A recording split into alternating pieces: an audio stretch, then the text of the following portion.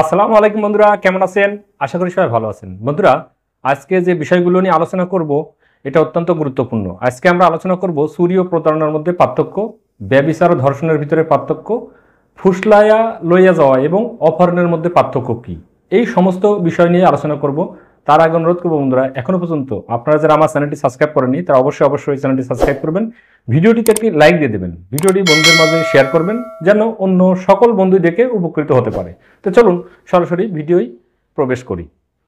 চুরি এবং প্রতারণা, এই দুটোর ভিতরে পার্থক্য কি? চুরি এবং প্রতারণা আমরা দুটো বিষয় জানি, তো আজকে দুটোর ভিতরে পার্থক্যটা কি আইনের ভাষায় এবং কোন আইনের কত ধারায় সেইটাই আলোচনা করব। তো চুরি প্যানাল কোডের 378 ধারা, আর প্রতারণা হলো ওই প্যানাল কোডের 415 এবং এর শাস্তি হলো 417 ধারা। তো চুরি বলতে মালিকের বিনা অনুমতিতে অসাধু উপায়ে মালিকের দখল হইতে কোনো অস্থাবর সম্পত্তি অপসারণ করা, অর্থাৎ এক স্থান হইতে অন্য স্থানে স্থানান্তরিত করা, এটা হচ্ছে চুরি। তাহলে প্রতারণাটা কি? প্রতারণা বলতে কোনো ব্যক্তিকে শর্তের মধ্যে বা অসাধু উপায়ে ফাঁকি দিয়ে স্থাবর বা অস্থাবর সম্পত্তি নিয়ে প্ররোচিত করা বোঝায়। অর্থাৎ দেখেন, চুরি কিন্তু অস্থাবর সম্পত্তি, আর প্রতারণার ক্ষেত্রে স্থাবর এবং অস্থাবর উভয় হতে পারে। চুরির ক্ষেত্রে বিনা পরোয়ানায় অপরাধীকে গ্রেপ্তার করা যায়, অপরাধীকে বিনা পরোয়ানায় গ্রেপ্তার করা যাবে না প্রতারণার ক্ষেত্রে। এবং এই চুরিটা হচ্ছে জামিনের অযোগ্য অপরাধ এবং প্রতারণাটা কিন্তু জামিনযোগ্য অপরাধ। বিচারের ক্ষেত্রে যে কোনো ম্যাজিস্ট্রেট চুরির বিচার করতে পারে, আর প্রতারণার ক্ষেত্রে প্রথম বা দ্বিতীয় শ্রেণীর ম্যাজিস্ট্রেট প্রতারণার বিচার করতে পারেন। তো এটা তো গেল চুরি এবং প্রতারণার ভিতরে পার্থক্য। এবার আমাদের যেটি আলোচনার বিষয় সেটি হচ্ছে যে ব্যভিচার ও ধর্ষণের মধ্যে পার্থক্যটা কি। ধর্ষণের সাথে আমরা পরিচিত হলেও ব্যভিচার সম্পর্কে অনেকেই জানি না, অনেকেই বিষয়টা বুঝি না। তো এটা আমরা আজকে ক্লিয়ার হব। ব্যভিচার বা ধর্ষণ দুটোর ভিতরে পার্থক্য, সংজ্ঞাগত পার্থক্য বা ধারাগত পার্থক্য হলো, বাংলাদেশ দণ্ডবিধি আইনের 497 ধারা হলো আপনার ব্যভিচার, আর বাংলাদেশ দণ্ডবিধি আইনের 375 ধারা হলো ধর্ষণ। কেবল অপর কোনো ব্যক্তির বিবাহিত স্ত্রীর সহিত যদি কেউ যৌনসঙ্গম করে তাহলে ব্যভিচারের অপরাধ হবে। বিবাহিত বা অবিবাহিত যে কোনো স্ত্রীর সহিত ধর্ষণের অপরাধ কিন্তু হতে পারে। বিবাহিত বা অবিবাহিত স্ত্রী লোকের প্রতি ব্যভিচারের অপরাধ করা যাবে না, ব্যভিচারের অপরাধ সংঘটিত হবে না। যে কোনো স্ত্রী লোকের সহিত ধর্ষণের অপরাধ করা যায়। স্ত্রী লোকের সম্মতি ও ইচ্ছা সাপেক্ষে কিন্তু অপরাধটি সংঘটিত হয়। স্ত্রী লোকটির ইচ্ছা বা সম্মতির বিরুদ্ধে অপরাধটি কিন্তু সংঘটিত হয় ধর্ষণের ক্ষেত্রে।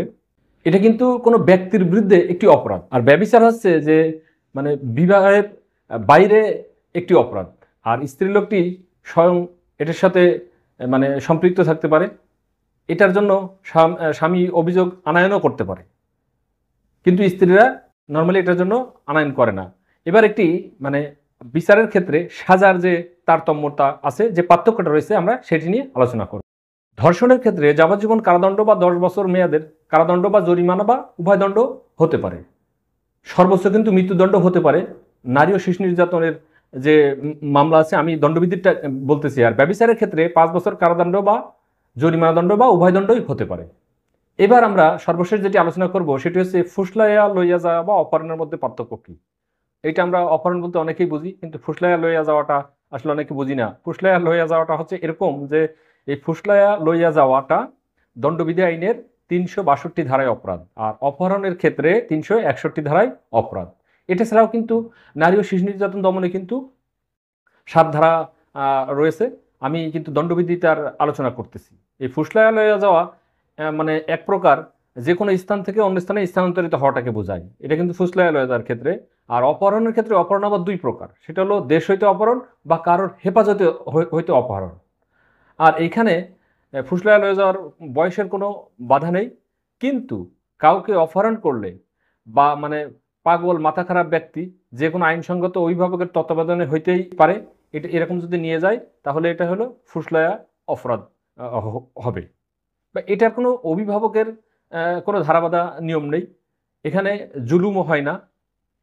একই উদ্দেশ্যে খারাপ না হইলে কোনো অপরাধও কিন্তু হবে না যদি কেউ কাউকে ফুসলাইয়া লয়ে যায়, যদি অপরাধমূলক উদ্দেশ্যে না নিয়ে যায়।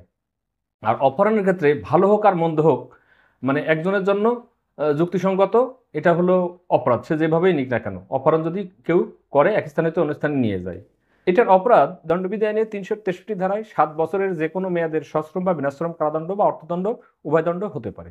তো এটাই ছিল আজকে ছোট্ট একটি আলোচনা। আশা করি ভিডিওটি আপনাদের অনেক উপকারে আসবে। ধন্যবাদ সকলকে।